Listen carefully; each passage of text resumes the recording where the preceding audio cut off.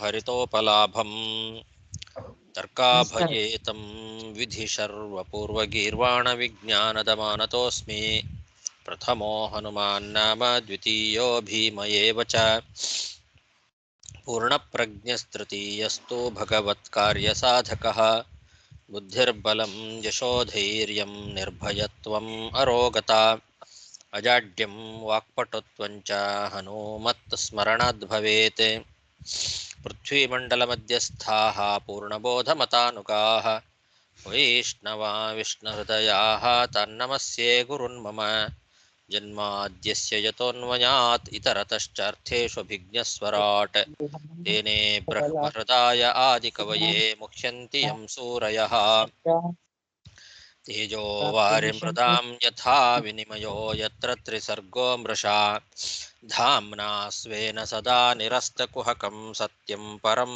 ಧೀಮಹಿ ಸೃಷ್ಟಿಸ್ಥಿತ್ಯಪ್ಯೇಹಾ ನಿಯತಿದೃಶಿತಮೋ ಬಂಧಮೋಕ್ಷಾಶ್ಚ ಯಸ್ಮಾದಸ್ಯ ಶ್ರೀಬ್ರಹ್ಮರುದ್ರಪ್ರಭೃತಿಸುರನರದ್ವೇಷಶತ್ರುತ್ಮಕಸ್ಯ ವಿಷ್ಣೋರ್ವ್ಯಸ್ತಾಃ ಸಮಸ್ತಾಃ ಸಕಲಗುಣನಿಧಿಃ ಸರ್ವದೋಷವ್ಯಪೇತಃ ಪೂರ್ಣಾನಂದೋ ವ್ಯಯೋ ಯೋ ಗುರುರಪಿ ಪರಮಃ ಚಿಂತಯೇತಂ ಮಹಾಂತಂ ಯಂ ಪ್ರವ್ರಜन्तಮನುಪೇತಮಪೇತಕೃತ್ಯಂ ದ್ವೈಪಾಯನೋ ವಿರಹಕಾತರ ಆಜುಹಾವ ಪುತ್ರೇತಿ ತನ್ಮಯತಯಾ ತರವೋಪಿ ನೇದುಃ तं ಸರ್ವಭೂತಹೃದಯಂ ಮುನಿಮಾನತೋಸ್ಮಿ ಶ್ರೀಗುರುಭ್ಯೋ ನಮಃ ಹರಿ ಓಂ. ಶ್ರೀಮದ್ಭಾಗವತದ ಅಷ್ಟಮ ಸ್ಕಂಧದ 8ನೇ ಅಧ್ಯಾಯದಲ್ಲಿ ಇವತ್ತು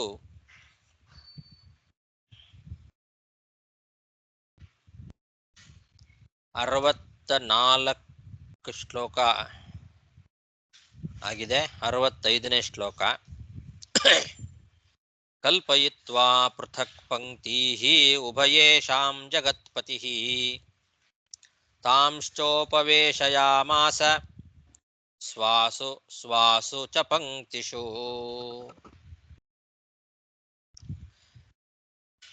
ಜಗನ್ನಾಥನಾದಂತಹ ಭಗವಂತ ಜಗತ್ಪತಿ ಸ್ತ್ರೀ ರೂಪವನ್ನು ಧಾರಣೆ ಮಾಡಿ ಅಮೃತವನ್ನು ಉಣಿಸ್ಲಿಕ್ಕೆ ಬಂದಿದ್ದಾನೆ. ಅವರೆಲ್ಲರೂ ಅಸುರರು ಅವಳ ಕೈಗೆ ಕೊಟ್ಟು ಮೋಹ ಪರವಶರಾಗಿದ್ದಾರೆ. ಮೊದಲಿಗೆ ಭಗವಂತ ದೇವತೆಗಳಿಗೆ ಮತ್ತು ಅಸುರರಿಗೆ ಇಬ್ಬರಿಗೂ ಹೇಳಿದ್ದಂತೆ, ನೀವು ಬೇರೆ ಬೇರೆ ಪಂಕ್ತಿಯನ್ನ ಮಾಡಿ ಕೂತ್ಕೊಳ್ರಿ, ಅಸುರರೆಲ್ಲ ಒಂದು ಪಂಕ್ತಿಯಲ್ಲಿ ಕೂತ್ಕೊಳ್ರಿ, ದೇವತೆಗಳೆಲ್ಲ ಒಂದು ಪಂಕ್ತಿಯಲ್ಲಿ ಕೂತ್ಕೊಳ್ರಿ ಅಂತ ಪ್ರತ್ಯೇಕವಾಗಿ ಇಬ್ಬರಿಗೂ ಪಂಕ್ತಿಗಳನ್ನ ಮಾಡಿ ಕೂಡಿಸಿದ ಅಂತ ಹೇಳ್ತಾ ಇದ್ದಾರೆ. ಕಲ್ಪಯಿತ್ವಾ ಪೃಥಕ್ ಪಂಕ್ತೀಃ ಉಭಯೇಷಾಂ ಜಗತ್ಪತಿಃ ತಾಂಶ್ಚೋಪವೇಶಯಾಮಾಸ ಸ್ವಾಸು ಸ್ವಾಸು ಚ ಪಂಕ್ತಿಷು. ಸ್ವೇಷು ಸ್ವೇಷು ಚ ಪಂಕ್ತಿಷು ಅಂತ ಕೂಡ ಪಾಠ ಇದೆ. ಸ್ವಾಸು ಸ್ವಾಸು ಪಂಕ್ತಿಷು ಅಂತ ಕೂಡ ಪಾಠ ಇದೆ.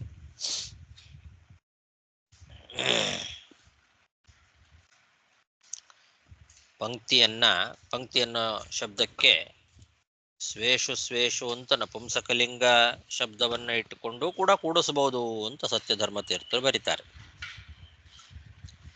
ಸ್ವಾಸು ಸ್ವಾಸು ಅಂತ ಸ್ತ್ರೀಲಿಂಗ ಸಾಧಾರಣವಾಗಿರ್ತಕ್ಕಂಥದ್ದು. ಇದರ ಬಗ್ಗೆ ಹಿಂದೆ ನಾವು ವಿಸ್ತಾರವಾಗಿ ಬರೆದಿದ್ದೇವೆ ಅಂತಾರೆ ಸತ್ಯಧರ್ಮರು. ಹಿಂದೆ ಎಲ್ಲೋ ಇದರ ಬಗ್ಗೆ ಬರೆದಿದ್ದಾರಂತೆ. ದೈತ್ಯಾನ್ ಗೃಹೀತ ಕಲಶೋ ವಂಚಯನ್ ಉಪಸಂಚರೈಃ ದೂರಸ್ಥಾನ್ ಪಾಯಯಾಮಾಸ ಜರಾ ಮೃತ್ಯುಹರಾಂ ಸುರಾನ್. ವಿಡಿಯೋ ಆಫ್ ಮಾಡ್ಕೊಳ್ಳಿ ಎಲ್ಲರೂ.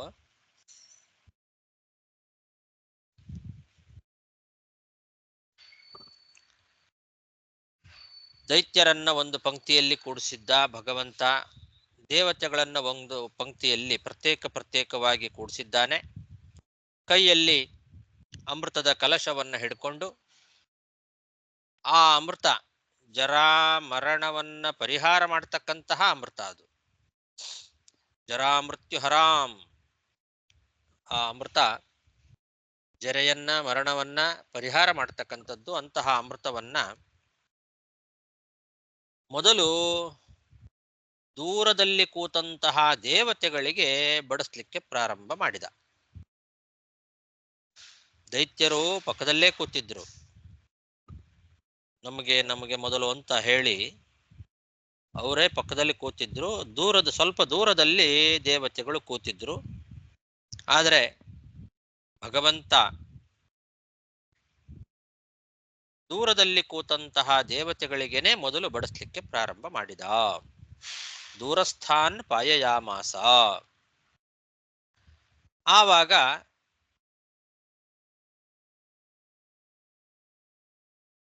ದೇವತೆಗಳನ್ನ ಬಡಿಸ್ತಾ ಇರುವಾಗ ದೈತ್ಯರ ಹತ್ತಿರನೂ ಕೂಡ ಬಂದು ಅವರಿಗೆ ಸಿಹಿಯಾದ ಮಾತುಗಳನ್ನ ಮಾತಾಡಿ ಅದರಿಂದ ಅವರನ್ನ ಮೋಸ ಮಾಡಿದ.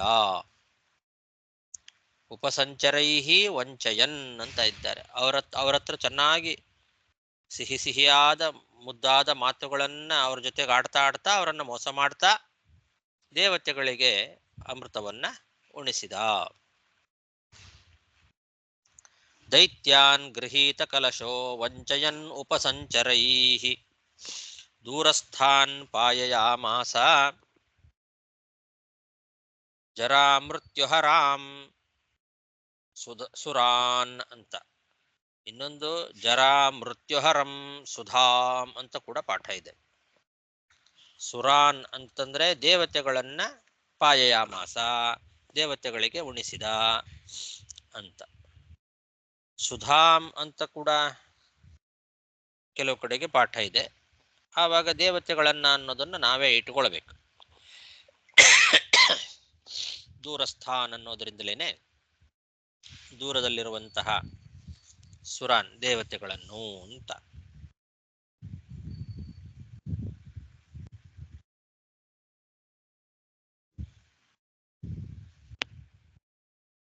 ತೇ ಪಾಲಯಂತಃ ಸಮಯಂ ಅಸುರಾ ಸ್ವಕೃತಂ ನೃಪ ತೂಷ್ಣೀಮಾಸನ್ ಕೃತಸ್ನೇಹಾಃ ಸ್ತ್ರೀ ವಿವಾದ ಜುಗುಪ್ಸಯ.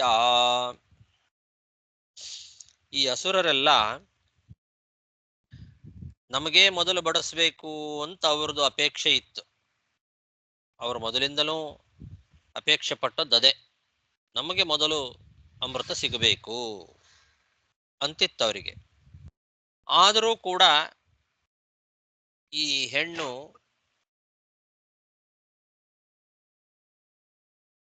ಮಾಡ್ತಾ ಇರೋದನ್ನ ನೋಡ್ತಾ ಸುಮ್ಮನೆ ಕೂತ್ರು. ಇವಳು ದೇವತೆಗಳಿಗೆ ಮಾತ್ರ ಬಡಿಸ್ತಾ ಇದ್ದಾಳೆ, ಅದನ್ನ ನೋಡ್ಕೊಂಡು ಸುಮ್ಮನೆ ಕೂತಿದ್ದಾರೆ. ಯಾಕೆ ಅಂದ್ರೆ ಈ ಹೆಣ್ಣು ಏನೇ ಮಾಡ್ಲಿ, ನ್ಯಾಯನೋ ಅನ್ಯಾಯನೋ ಏನೇ ಮಾಡ್ಲಿ ಅದನ್ನ ಒಪ್ಪಿಕೊಳ್ಬೇಕು ಅಂತ ಮೊದಲೇ ಮಾತು ಕೊಟ್ಟಿದ್ರು. ಅವಳು ನಾ ಏನ್ ಮಾಡಿದ್ರು ನೀವು ಅದಕ್ಕೆ ಒಪ್ಪಿಕೊಳ್ಬೇಕು ಅಂದ್ರೆ ಮಾತ್ರ ನಾನು ಬಡಿಸ್ತೇನೆ ಅಂತ ಮೊದಲೇ ಹೇಳಿದ್ಲು. ಅದಕ್ಕೆ ಒಪ್ಪಿಕೊಂಡಿದ್ರು. ಆಗ್ಲಿ ಹಾಗೆ ಆಗ್ಲಿ ಅಂತ ಒಪ್ಪಿಕೊಂಡಿದ್ರು. ಆ ಮಾತನ್ನ ನಡೆಸ್ಕೊಡ್ಲಿಕ್ಕೋಸ್ಕರ ಅವಳ ಜೊತೆಗೆ ಏನ್ ಜಗಳ ಮಾಡೋದು ಅಂತ. ಈಗ ಮೊದಲೇ ಇವರು ತಾವು ಅಪೇಕ್ಷೆ ಪಟ್ಟು ನಮಗ ಮೊದಲು ಬೇಕು ಅಂತ ಅಷ್ಟು ಅಪೇಕ್ಷೆ ಇದ್ರೂ ಕೂಡ ಇವಳು ದೇವತೆಗಳಿಗೆ ಮಾತ್ರ ಮೊದಲು ಬಡಿಸ್ತಾ ಇರೋದನ್ನ ನೋಡಿ ಅವಳ ಜೊತೆಗೆ ಜಗಳ ಮಾಡಬೇಕು ಅಂತಂದ್ರೆ ಒಂಥರ ಜುಗುಪ್ಸೆ ಆಯ್ತು ಅವರಿಗೆ. ಮೊದಲು ಅವಳ ಹತ್ರ ಒಪ್ಪಂದ ಮಾಡ್ಕೊಂಡಿದ್ದಾರೆ, ಆಯ್ತು ನೀ ಏನ್ ಮಾಡಿದ್ರು ನಮಗೆ ಸರಿ ಅಂತ. ಹಾಗಾಗಿ ಈಗ ಅವಳ ಹತ್ರ ಜಗಳ ಮಾಡ್ಲಿಕ್ಕೆ ಅವರಿಗೆ ಜುಗುಪ್ಸೆ ಆಯ್ತು ಅಂತ ಹೇಳ್ತಾ ಇದ್ದಾರೆ. ಸ್ತ್ರೀ ವಿವಾದ ಜುಗುಪ್ಸಯ, ಒಂದು ಹೆಣ್ಣಿನ ಜೊತೆಗೆ ಏನು ಜಗಳ ಮಾಡೋದು ಅಂತ ಜುಗುಪ್ಸೆಯಾಗಿ ಅವಳಲ್ಲಿ ಮೊದಲೇ ಮಾಡ್ಕೊಂಡಿರ್ತಕ್ಕಂತಹ ಸ್ನೇಹ ಏನಿತ್ತು ಆ ಸ್ನೇಹದಿಂದ ಅವಳು ಮಾಡಿದ್ದನ್ನೆಲ್ಲ ನೋಡ್ಕೊಂಡು ಸುಮ್ಮನೆ ಕೂತರು ಎಲ್ಲ ಅಸುರರು. ತೇ ಪಾಲಯಂತಃ ಸಮಯಂ ಅಸುರಾಸ್ವಕೃತಂ ನೃಪ ತೂಷ್ಣೀಮಾಸನ್ ಕೃತಸ್ನೇಹಾಃ ಸ್ತ್ರೀ ವಿವಾದ ಜುಗುಪ್ಸಯಾ.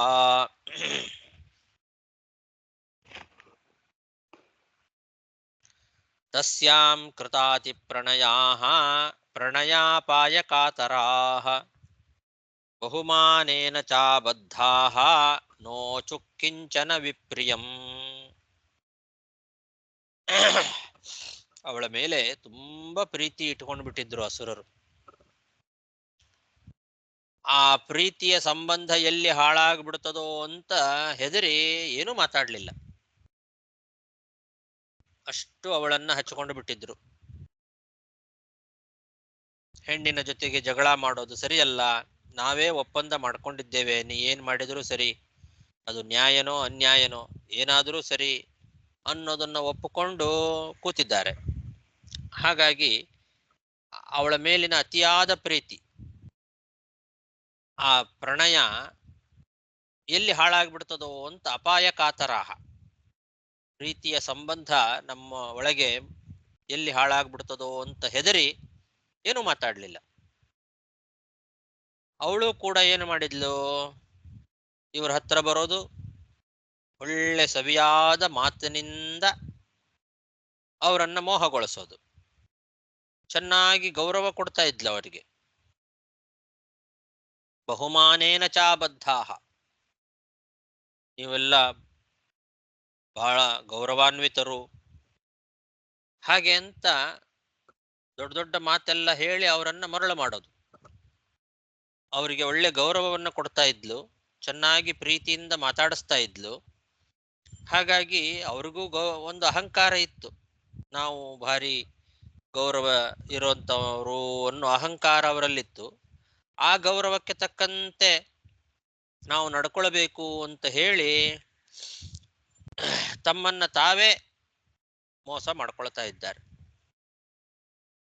ಅವರೇ ತಮ್ಮ ಮಾತಿಗೆ ಬದ್ಧರಾಗಿ ಅವಳಿಗೇನೂ ಎದುರು ಮಾತಾಡದೆ ಸುಮ್ಮನೆ ಇದ್ರು. ನೋಚುಹು ಕಿಂಚನ ವಿಪ್ರಿಯಂ, ಏನು ಮಾತಾಡ್ಲಿಲ್ಲ. ನಾವು ಅವಳ ಜೊತೆಗೆ ಮಾತಾಡಿದ್ರೆ ನಮ್ಮ ಗೌರವಕ್ಕೆ ಧಕ್ಕೆ ಬರ್ತದೆ ಅಂತ ಅದು ಒಂದಿತ್ತು ಅವರಿಗೆ.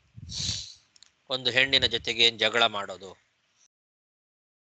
ಅದು ನಮ್ಮ ಗೌರವಕ್ಕೆ ಧಕ್ಕೆ ತರುವಂಥದ್ದು ಅಂತ. ಅದಕ್ಕೆ ಸರಿಯಾಗಿ ಅವಳು ಕೂಡ ಅವರಿಗೆ ಬಹಳ ಗೌರವದ ಮಾತುಗಳನ್ನ ಆಡ್ತಾ ಮರಳು ಮಾಡ್ತಾ ಇದ್ಲು, ಒಳ್ಳೊಳ್ಳೆ ಪ್ರೀತಿಯ ಮಾತುಗಳನ್ನ ಆಡ್ತಾ ಇದ್ಲು.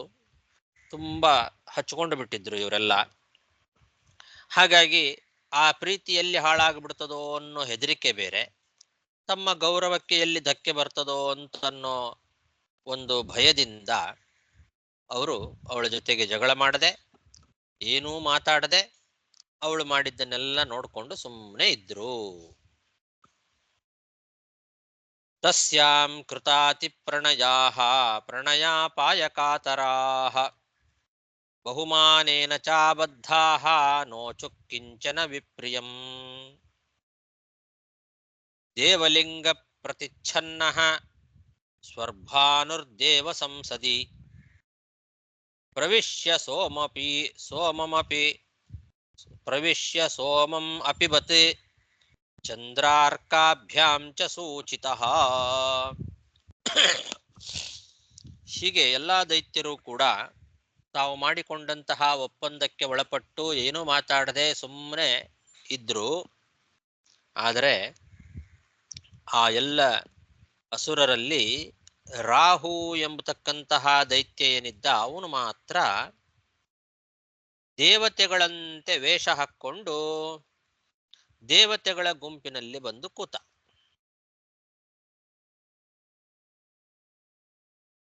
ದೇವತೆಗಳ ಸಾಲು ಬೇರೆ ಇತ್ತು, ಪ್ರತ್ಯೇಕವಾದ ಒಂದು ಸಾಲು ದೇವತೆಗಳಿಗೆ, ಅಸುರರಿಗೆ ಒಂದು ಪ್ರತ್ಯೇಕವಾದ ಸಾಲಿತ್ತು. ಇವಳು ದೇವತೆಗಳಿಗೆ ಮಾತ್ರ ಅಮೃತವನ್ನು ಉಣಿಸ್ತಾ ಬರ್ತಾ ಇದ್ದಾಳೆ. ಅದರಲ್ಲಿ ಇವನು ಮಾತ್ರ, ರಾಹು ಮಾತ್ರ ದೇವತೆಗಳಂತೆ ತಾನು ವೇಷವನ್ನ ಧಾರಣೆ ಮಾಡಿಕೊಂಡು ಬಂದ. ದೇವಲಿಂಗ ಪ್ರತಿಚ್ಛನ್ನ ಅಂತ, ನೋಡ್ಲಿಕ್ಕೆ ದೇವತೆಗಳಂತೆ ಕಾಣುವ ವೇಷವನ್ನ ಧಾರಣೆ ಮಾಡಿ ದೇವತೆಗಳ ಗುಂಪಿನಲ್ಲಿ ಬಂದು ಕೂತು ಅಮೃತವನ್ನು ಕುಡಿಬೇಕು ಅಂತ ಅಪೇಕ್ಷೆ ಪಟ್ಟ. ಇನ್ನೇನು ಅಮೃತವನ್ನ ತಾನು ಪಾನ ಮಾಡಬೇಕು. ಆವಾಗ ಚಂದ್ರ ಮತ್ತು ಸೂರ್ಯ ಅವರಿಬ್ಬರೂ ಕೂಡ ಈ ವಿಷಯವನ್ನ ಆ ಮೋಹಿನಿಗೆ ಸೂಚನೆ ಮಾಡಿದರು. ಚಂದ್ರಾರ್ಕಾಭ್ಯಾಂಚ ಸೂಚಿತ. ಚಂದ್ರ ಮತ್ತು ಸೂರ್ಯ ಇವರಿಬ್ರು, ಇವನು ರಾಹು ನಮ್ಮವನಲ್ಲ ಇವನು ಅನ್ನೋ ವಿಷಯವನ್ನ ತಕ್ಷಣದಲ್ಲೇ ಮೋಹಿನಿಗೆ ಸೂಚನೆ ಮಾಡಿದರು. ಅವನಿನ್ನೂ ಅಮೃತವನ್ನ ಕುಡಿದಿದ್ದಿಲ್ಲ. ಕುಡಿಬೇಕು ಅಂತ ಪ್ರಾರಂಭ ಮಾಡಿದ್ದ. ಅಷ್ಟರ ಒಳಗೆ ಸೂರ್ಯಚಂದ್ರರಿಬ್ಬರೂ ಕೂಡ ಮೋಹಿನಿಗೆ ಹೇಳಿಬಿಟ್ರು, ಸೂಚನೆ ಮಾಡಿಬಿಟ್ರು, ಇವನು ನಮ್ಮವನಲ್ಲ, ಇವನು ಅಮೃತಕ್ಕೆ ಯೋಗ್ಯ ಅಲ್ಲ ಅನ್ನೋದನ್ನ ಸೂಚನೆ ಮಾಡಿದ್ರು ಅವರು.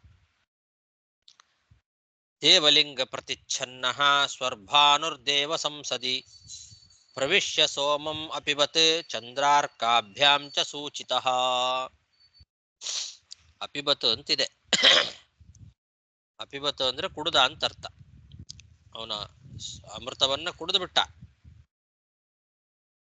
ಕೂಡ್ಲೆ ಇವರಿಬ್ರು ಸೂಚನೆ ಮಾಡಿದ್ರು ಅಂತ. ಕುಡ್ದ ಅಂತಂದ್ರೆ ಬಾಯೊಳಗೆ ಹಾಕೊಂಡ ಅಂತ ಇಟ್ಕೊಳ್ಬೇಕು. ಪೂರ್ತಿ ಅದು ಹೊಟ್ಟೆ ಒಳಗೆ ಹೋಗಿಲ್ಲ, ಆದ್ರೆ ಬಾಯೊಳಗೆ ಹಾಕೊಂಡ. ಅವನು ಬಾಯೊಳಗೆ ಹಾಕೊಂಡದ್ದು ಗಂಟಲಿನಿಂದ ಕೆಳಗೆ ಇಳಿದು ಒಳಗೆ ಹೋದ್ರೆ ಕುಡ್ದಂಗೆ ಲೆಕ್ಕ. ಬಾಯೊಳಗೆ ಹಾಕೊಂಡದ್ದಕ್ಕೇನೆ ಕುಡ್ದ ಅಂತ ಹೇಳಿದ್ದಾರೆ ಅಷ್ಟೆ. ಕುಡ್ದದ್ದು ಹೌದು. ಅಮೃತವನ್ನ ಅಪಿಬತ್ ಅಂತಂದ್ರೆ ಬಾಯೊಳಗೆ ಹಾಕೊಂಡ ಅಂತಷ್ಟೇ ಇಟ್ಕೊಳ್ಬೇಕು. ಅದಿನ್ನೂ ಗಂಟಲ ದಾಟಿ ಕೆಳಗೆ ಹೋಗಿಲ್ಲ. ಅಷ್ಟರೊಳಗೆ ಸೂಚನೆ ಮಾಡಿದ್ದಾರೆ ಇವರು. ಚಕ್ರೇಣ ಕ್ಷುರಧಾರೇಣ ಜಹಾರ ಪಿಬತ ಶಿರಃ ಹರಿಸ್ತಸ್ಯ ಕಬಂಧಸ್ತು ಸುಧಯಾ ಪ್ಲಾವಿತೋ ಪತತ್. ಇವರು ಸೂರ್ಯ ಮತ್ತು ಚಂದ್ರರು ಸೂಚನೆ ಮಾಡಿದ ತಕ್ಷಣದಲ್ಲೇನೆ ಮೋಹಿನಿ ಏನು ಮಾಡಿದ್ಲು, ತನ್ನ ಆ ಮೋಹಿನಿ ರೂಪವನ್ನ ಮುಗಿಸಿಬಿಟ್ಲು. ಬಡಿಸೋ ಕೆಲಸ ಮುಗಿದೋಯ್ತು. ತಕ್ಷಣದಲ್ಲೇನೆ ಭಗವಂತ ತನ್ನ ಸುದರ್ಶನ ಚಕ್ರ ಏನಿದೆ ಅದು ಕ್ಷುರಧಾರೇಣ, ಕತ್ತಿಯಂತೆ ಅದರ ಅಲುಗುಗಳು, ಅಂತಹ ಒಂದು ಚಕ್ರದಿಂದ ಆ ರಾಹುವಿನ ಶಿರಸ್ಸನ್ನ ಕತ್ತರಿಸಿಬಿಟ್ಟ ಭಗವಂತ. ಅಮೃತವನ್ನು ಅವನು ಕುಡಿತಾ ಇದ್ದಾನೆ. ಕುಡಿತಾ ಇರುವಂತೆನೆ ಶಿರಚ್ಛೇದ ಆಗಿದೆ. ಪಿಬತಃ ಶಿರಃ ಜಹಾರ. ಯಾವ ಒಂದು ತಲೆ ಅಮೃತವನ್ನ ಪಾನ ಮಾಡ್ತಾ ಇತ್ತೋ ಆ ತಲೆಯನ್ನ ತಕ್ಷಣದಲ್ಲೇ ಭಗವಂತ ಕತ್ತರಿಸಿಬಿಟ್ಟ ತನ್ನ ಚಕ್ರದಿಂದ. ಕ್ಷುರಧಾರೇಣ ಚಕ್ರೇಣ. ಆವಾಗ ಅವನು ಆ ರುಂಡ ಏನಿದೆ ಆ ರುಂಡ ಕತ್ತರಿಸಿ ಹೋಯಿತು. ರುಂಡಕ್ಕೆ ಅಮೃತದ ಸ್ಪರ್ಶ ಆಗಿತ್ತು. ಆದರೆ ಮುಂಡ ಭಾಗ ಏನಿದೆ, ಅದರ ಕೆಳಗಿನ ಭಾಗ, ಕುತ್ತಿಗೆಯಿಂದ ಕೆಳಗಿನ ಭಾಗ ಮುಂಡ ಅಂತ ಕರೀತಾರೆ. ಕುತ್ತಿಗೆಯಿಂದ ಮೇಲಿನ ಭಾಗವನ್ನ ರುಂಡ ಅಂತ ಕರೀತಾರೆ. ಆ ರುಂಡ ಇಲ್ಲದೆ ಇರುವಂತಹ ಮುಂಡ ಭಾಗ ಏನಿದೆ ಅದಕ್ಕೆ ಅಮೃತ ಸ್ಪರ್ಶ ಇಲ್ಲ. ಅಮೃತದ ಚೂರು ಸ್ಪರ್ಶ ಆಗಿತ್ತಷ್ಟೇ, ಆದ್ರೆ ಕೆಳಗೆ ಇಳಿದಿಲ್ಲ, ಹೊಟ್ಟೆ ಒಳಗೆ ಹೋಗಿಲ್ಲ. ಅದು ಗಂಟಲಿನವರೆಗೆ ಹೋಗಿತ್ತು ಅಮೃತ. ತಕ್ಷಣದಲ್ಲೇ ಕತ್ತರಿಸಿದ ಮೇಲೂ ಕೂಡ ಹೇಗಿತ್ತು ಅಂತಂದ್ರೆ, ಕತ್ತರಿಸಿದೆಯೋ ಇಲ್ಲೋ ಅನ್ನೋ ರೀತಿಯಲ್ಲಿ ಹಾಗೆ ಇತ್ತು ತಕ್ಷಣದಲ್ಲೇ. ಈಗ ಕಟ್ಟಿಗೆಯನ್ನ ಕತ್ತರಿಸೋ ಮಷಿನ್ಗಳಲ್ಲಿ ನೀವು ನೋಡಿರ್ಬೋದು.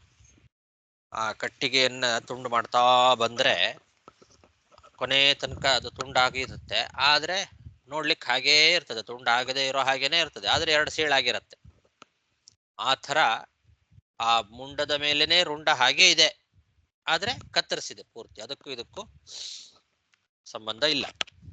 ಆದ್ರೆ ಅದರದ ಒಂದು ಚೂರು ಪಸೆ ಆ ಮುಂಡ ಭಾಗಕ್ಕೂ ಸ್ಪರ್ಶ ಆಯ್ತು. ಒಳಗೆ ಹೋಗದೇ ಇದ್ರೂ ಕೂಡ ಅಲ್ಲೇ ನಿಂತುಕೊಂಡಿತ್ತು ಅಮೃತ. ಅದು ಅದರ ಸ್ಪರ್ಶ ಆಗಿದೆ, ಮುಂಡ ಭಾಗಕ್ಕೆ ಚೂರು ಸ್ಪರ್ಶ ಆಗಿದೆ. ಆ ಅಮೃತದ ಒಂದು ಚೂರು ಸ್ಪರ್ಶ ಆಗಿದ್ದಕ್ಕೇನೆ ಇವತ್ತಿಗೂ ಕೂಡ ಆ ಮುಂಡ ಭಾಗ ಹಾಳಾಗಿಲ್ಲ. ಅಮೃತದ ಒಂದು ಪ್ರಭಾವ ಅದು. ಸ್ವಲ್ಪ ಕುಡ್ದಿಲ್ಲ ಅವನು, ಸ್ವಲ್ಪ ಸ್ಪರ್ಶ ಮಾಡಿದ್ದಷ್ಟೇ. ಅದು ಸ್ಪರ್ಶ ಆಗಿದ್ದಕ್ಕೇನೆ ಇನ್ನೂ ಹಾಳಾಗದೆ ಶುದ್ಧೋದ ಸಮುದ್ರದಲ್ಲಿ ಬಿದ್ದಿದೆ. ಇನ್ನು ಇವತ್ತಿಗೂ ಕೂಡ ಅಲ್ಲಿದೆ, ಶುದ್ಧೋದ ಸಮುದ್ರದಲ್ಲಿ ಆ ಒಂದು ಮುಂಡ ಭಾಗ ಅಲ್ಲೇ ಇದೆ. ಚಕ್ರೇಣ ಕ್ಷುರಧಾರೇಣ ಜಹಾರ ಪಿಬತ ಶಿರಃ ಹರಿಸ್ತಸ್ಯ ಕಬಂಧಸ್ತು ಸುಧಯಾ ಪ್ಲಾವಿತೋಪತತ್.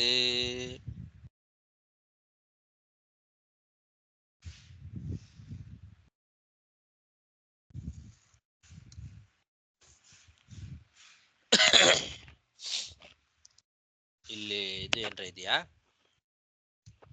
ತಾತ್ಪರ್ಯ ಏನಾರ ಇದೆಯಾ?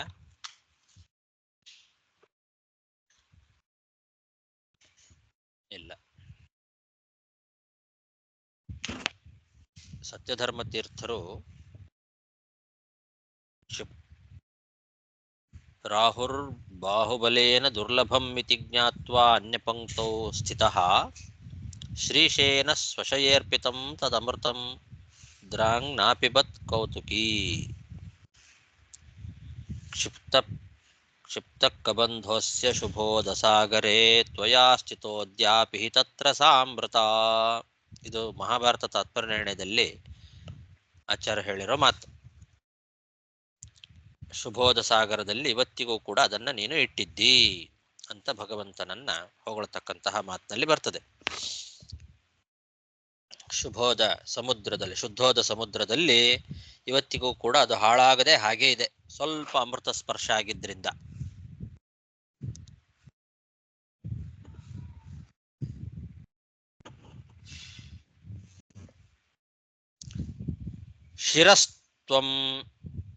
ಶಿರಸ್ತ್ವಮರತಾಂ ನೀತಂ ಅಜೋಗ್ರಹಮಚೀಕೃಪತೆ ಯಸ್ತು ಪರ್ವಣಿ ಚಂದ್ರಾರ್ಕಾ ವಬಿಧಾವತಿ ವೈರಧೀಹಿ.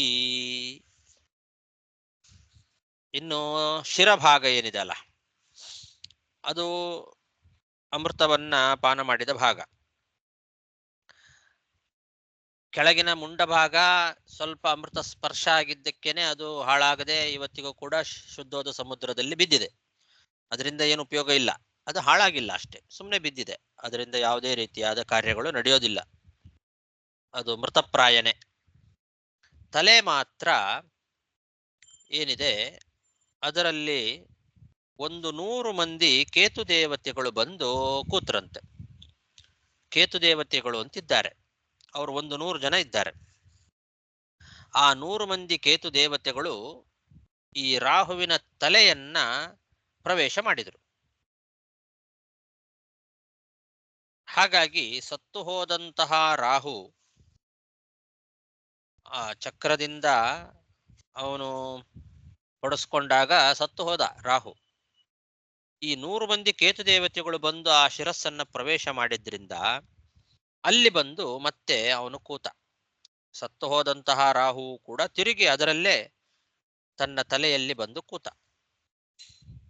ಆದ್ರಿಂದ ಭಗವಂತ ಏನು ಮಾಡಿದ, ಆ ಒಂದನ್ನೇ ಅಂದ್ರೆ ತಲೆಯ ಭಾಗವನ್ನೇ ರಾಹು ಮತ್ತು ಕೇತು ಎಂಬಂತಹ 2 ಗ್ರಹಗಳಿಗೆ ವಾಸಸ್ಥಾನವನ್ನಾಗಿ ಮಾಡಿಬಿಟ್ಟ. ನವಗ್ರಹಗಳಲ್ಲಿ ರಾಹು ಮತ್ತು ಕೇತು ಅಂತ 2 ಗ್ರಹಗಳೇನಿದ್ದಾವೆ, ಆ 2 ಗ್ರಹಗಳಿಗೂ ಕೂಡ ಆವಾಸ ಸ್ಥಾನ ಈ ರಾಹುವಿನ ತಲೆಯೇ ಆಯ್ತು. ತಲೆ ಭಾಗವೇ ರಾಹುವಿಗೂ ಮತ್ತು 100 ಮಂದಿ ಕೇತು ದೇವತೆಗಳಿಗೂ ಇಬ್ಬರಿಗೂ ಕೂಡ ಅದೇ ಭಾಗವೇ ಆಶ್ರಯ ಆಯ್ತು. ಹಾಗೆ ಮಾಡಿದ ಭಗವಂತ. ಆದ್ರಿಂದ ಈ ರಾಹು ಮತ್ತು ಕೇತು ಎಂಬ ಹೆಸರಿನಿಂದ ಒಬ್ಬನೇ ರಾಹುವೇ ಏನು ಮಾಡ್ತಾನೆ, ಹುಣ್ಣಿಮೆ ಮತ್ತು ಅಮಾವಾಸ್ಯ ದಿವಸಗಳಲ್ಲಿ ಸೂರ್ಯ ಮತ್ತು ಚಂದ್ರರನ್ನ ಪೀಡಿಸ್ತಾನೆ. ಪೀಡಿಸ್ಲಿಕ್ಕೆ ಅಂತ ಬರ್ತಾನೆ. ಹುಣ್ಣಿಮೆ ದಿವಸ ಚಂದ್ರನನ್ನ, ಅಮಾವಾಸ್ಯೆ ದಿವಸ ಸೂರ್ಯನನ್ನ ಪೀಡಿಸ್ಲಿಕ್ಕೋಸ್ಕರ ಪ್ರಯತ್ನ ಮಾಡ್ತಾನೆ ಈ ರಾಹು. ಒಬ್ಬನೇ ರಾಹು ಕೆಲವು ಸಲ ರಾಹು ಅನ್ನೋ ಹೆಸರಿನಿಂದ ಬಂದು ಪೀಡಿಸ್ತಾನೆ, ಕೆಲವು ಸಲ ಕೇತು ಅನ್ನೋ ಹೆಸರಿನಿಂದ ಬಂದು ಪೀಡಿಸ್ತಾನೆ. ಪೀಡಿಸೋನು ಅವನೇ ಒಬ್ಬನೇ. ಕೇತು ಅಂತನ್ನೋದು ಕೇತು ದೇವತೆಗಳ ಹೆಸರದು. ಕೇತು ದೇವತೆಗಳು ಪೀಡಿಸೋದಿಲ್ಲ. ಕೇತು ಅನ್ನೋ ಹೆಸರಿನಿಂದ ಈ ರಾಹುವೇ ಬಂದು ಪೀಡಿಸೋದು. ಕೆಲವು ಸಲ ರಾಹು ಅನ್ನೋ ಹೆಸರಿನಿಂದ, ಕೆಲವು ಸಲ ಕೇತು ಅನ್ನೋ ಹೆಸರಿನಿಂದ ಬಂದು ಚಂದ್ರ ಮತ್ತು ಸೂರ್ಯರನ್ನ ಹುಣ್ಣಿಮೆ ಮತ್ತು ಅಮಾವಾಸ್ಯೆಗಳಲ್ಲಿ ಗ್ರಹಣ ಮಾಡ್ತಾನೆ, ಹಿಡಿತಾನೆ. ಗ್ರಹಣ ಅಂತಂದ್ರೆ ಹಿಡಿಯೋದು. ಅವರನ್ನ ಹಿಡ್ಕೊಳ್ಳಿಕ್ಕೆ ಬರ್ತಾನವನು. ಯಾಕೆ ಅವರನ್ನೇ ಯಾಕೆ ಹಿಡಿತಾನೆ ಅಂದ್ರೆ, ತಾನು ಅಮೃತಪಾನ ಮಾಡುವಾಗ ಆ ಮೋಹಿನಿಗೆ ಸನ್ನೆ ಮಾಡಿ ಸೂಚನೆ ಮಾಡಿದವರು ಇವರು, ಚಂದ್ರ ಮತ್ತು ಸೂರ್ಯ. ಅದಕ್ಕೋಸ್ಕರ ಅವರ ಮೇಲೆ ದ್ವೇಷ ಅವನಿಗೆ. ಇವತ್ತಿಗೂ ಕೂಡ ಅವರ ಮೇಲಿನ ದ್ವೇಷದಿಂದ ಹುಣ್ಣಿಮೆ ಮತ್ತು ಅಮಾವಾಸ್ಯೆಗಳಲ್ಲಿ ಚಂದ್ರ ಸೂರ್ಯರನ್ನ ಹಿಡಿಲಿಕ್ಕೆ ಅವನು ಬರ್ತಾನೆ, ಪ್ರಯತ್ನ ಮಾಡ್ತಾನೆ. ಆವಾಗಲೂ ಕೂಡ ಭಗವಂತ ಬಂದು ರಕ್ಷಣೆ ಮಾಡ್ತಾನೆ ಸೂರ್ಯಚಂದ್ರರನ್ನ. ಗ್ರಹಣ ಹಿಡಿಯುವ ಸಮಯದಲ್ಲಿ ಆ ಗ್ರಹಣ ಇನ್ನೇನು ಹಿಡಿಬೇಕು ಅನ್ನೋ ಸಮಯದಲ್ಲಿ ಆ ರಾಹುವಿನಿಂದ ರಕ್ಷಣೆ ಮಾಡಲಿಕ್ಕೆ ಭಗವಂತ ಸೂರ್ಯಚಂದ್ರರ ಹತ್ತಿರ ತನ್ನ ಸುದರ್ಶನ ಚಕ್ರವನ್ನ ತಗೊಂಡು ಬರ್ತಾನೆ. ಆ ಸುದರ್ಶನ ಚಕ್ರದಿಂದಲೇನೆ ರಾಹುವನ್ನ ಸಂಹಾರ ಮಾಡಿದ್ದು. ಹಾಗಾಗಿ ಆ ಚಕ್ರ ಬಂದ ಕೂಡಲೇ ಹೆದರಿ ಓಡಿ ಹೋಗ್ಬಿಡ್ತಾನೆ ಮತ್ತೆ ರಾಹು. ಹಾಗಾಗಿ ಬಹಳೊತ್ತಿರೋದಿಲ್ಲ ಗ್ರಹಣ. ಇನ್ನೇನು ಹಿಡಿಬೇಕು ಅನ್ನೋ ಅಷ್ಟೊತ್ತಿಗೆ ಸುದರ್ಶನ ಚಕ್ರ ಹತ್ರ ಬರ್ತದೆ. ಹತ್ರ ಬಂದದ್ದಕ್ಕೇನೆ ಹೆದರಿ ಓಡಿ ಹೋಗಿ ಬಿಡ್ತಾನೆ ಆ ರಾಹು. ಹಾಗಾಗಿ ಸೂರ್ಯಚಂದ್ರರನ್ನ ಭಗವಂತ ಸುದರ್ಶನ ಚಕ್ರದಿಂದ ಸದಾಕಾಲ ರಕ್ಷಣೆ ಮಾಡ್ತಾ ಇದ್ದಾನೆ. ಆ ಸೂರ್ಯಚಂದ್ರರು ನಮಗೆ ಭೂಮಿಗೆ ಹತ್ತಿರದಲ್ಲಿ ಕಾಣಿಸ್ಕೊಳ್ತಾರೆ. ಆ ಭೂಮಿಗೆ ಹತ್ತಿರದಲ್ಲಿ ಇರುವ ಸೂರ್ಯಚಂದ್ರರ ರಕ್ಷಣೆಗೆ ಸುದರ್ಶನ ಚಕ್ರ ವೈಕುಂಠದಿಂದ ಭೂಲೋಕಕ್ಕೆ ಬರ್ತದೆ. ಆದ್ರಿಂದ ಗ್ರಹಣ ಸಮಯ ಅಂತನ್ನೋದು ಅತ್ಯಂತ ಪವಿತ್ರವಾದ ಸಮಯ. ವೈಕುಂಠದಿಂದ ಸುದರ್ಶನ ಚಕ್ರ ಭೂಲೋಕಕ್ಕೆ ಬಂದಂತಹ ಪವಿತ್ರವಾದ ಒಂದು ಸಮಯ. ಆ ಸಮಯ ಅದನ್ನು ನಾವು ಜಪತಪಾದಿಗಳಿಂದ ಬಹಳ ಸಾರ್ಥಕವನ್ನಾಗಿ ಮಾಡ್ಕೊಳ್ಬೇಕು ಅಂತ. ಹೀಗೆ ರಾಹು ಅಂತನ್ನೋನು ಕೆಲವು ಸಲ ರಾಹು ಅನ್ನೋ ಹೆಸರಿನಿಂದ, ಕೆಲವು ಸಲ ಕೇತು ಅನ್ನೋ ಹೆಸರಿನಿಂದ ಬಂದು ಚಂದ್ರ ಮತ್ತು ಸೂರ್ಯರನ್ನ ಗ್ರಹಣ ಮಾಡ್ತಾನೆ. ಶಿರಸ್ತ್ವಮರತಾಂ ನೀತಂ ಅಜೋ ಗ್ರಹಮಚೀಕೃಪತಿ ಯಸ್ತು ಪರ್ವಣಿ ಚಂದ್ರಾರ್ಕಾವಬಿಧಾವತಿ ವೈರಧೀಹಿ ಪೀತಪ್ರಾಯೇ ಮೃತೆ ದೇವೈಃ ಭಗವಾನ್ ಲೋಕಭಾವನಃ ಪಶ್ಯತಾಂ ಅಸುರೇಂದ್ರಾಣಾಂ ಸ್ವರೂಪಂ ಜಗೃಹೇ ವಿಭುಃ. ದೇವತೆಗಳೆಲ್ಲ ಅಮೃತವನ್ನ ಪಾನ ಮಾಡಿದ್ದಾರೆ. ಇನ್ನೇನು ಕುಡಿದು ಮುಗಿಸ್ಬೇಕು ಅನ್ನೋ ಅಷ್ಟೊತ್ತಿಗೆ ಭಗವಂತ ಆ ಎಲ್ಲ ಜನರು, ಅಸುರರು, ದೇವತೆಗಳು ಎಲ್ಲರೂ ನೋಡ್ತಾ ಇದ್ದಂತೆನೆ ತನ್ನ ಮೂಲ ರೂಪವನ್ನ ಧಾರಣೆ ಮಾಡಿದ. ತಾನೇನು ಈ ಸ್ತ್ರೀ ರೂಪದಿಂದ ಬಂದಿದ್ದ ಆ ಭಗವಂತ ಸ್ತ್ರೀ ರೂಪವನ್ನ ಮುಕ್ತಾಯಗೊಳಿಸಿದ. ತನ್ನ ಮೂಲ ರೂಪವನ್ನ ತಾನು ಸೇರ್ಕೊಂಡ. ದೇವತೆಗಳೆಲ್ಲ ಅಮೃತಪಾನ ಮಾಡಿದ ನಂತರದಲ್ಲಿ ಎಲ್ಲರೂ ಕುಡಿದು ಮುಗಿಸಿದ ಮೇಲೆ ಲೋಕಭಾವನಃ ಲೋಕಜನಕನಾದಂತಹ ಭಗವಂತ ಎಲ್ಲರೂ ನೋಡ್ತಾ ಇರುವಂತೆನೆ ಅಸುರೇಂದ್ರಾಣಾಂ ಪಶ್ಯತಾಂ ಅಸುರರೆಲ್ಲ ನೋಡ್ತಾ ಇರುವಂತೆನೆ ತನ್ನ ಮೂಲ ರೂಪವನ್ನ ಧಾರಣೆ ಮಾಡಿದ. ಸ್ವರೂಪಂ ಜಗೃಹೇ ಪೀತಪ್ರಾಯೇ ಮೃತೆ ದೇವೈಃ ಭಗವಾನ್ ಲೋಕಭಾವನಃ ಪಶ್ಯತಾಂ ಅಸುರೇಂದ್ರಾಣಾಂ ಸ್ವರೂಪಂ ಜಗೃಹೇ ವಿಭುಃ. ಅಲ್ಲಿಗೆ 72 ಶ್ಲೋಕ ಆಯಿತು. ಸಾಕು. ಶ್ರೀಕೃಷ್ಣಾರ್ಪಣಮಸ್ತು. ನಾಳೆ ಪಾಠ ಇರೋದಿಲ್ಲ. ನಾಳೆಯಿಂದ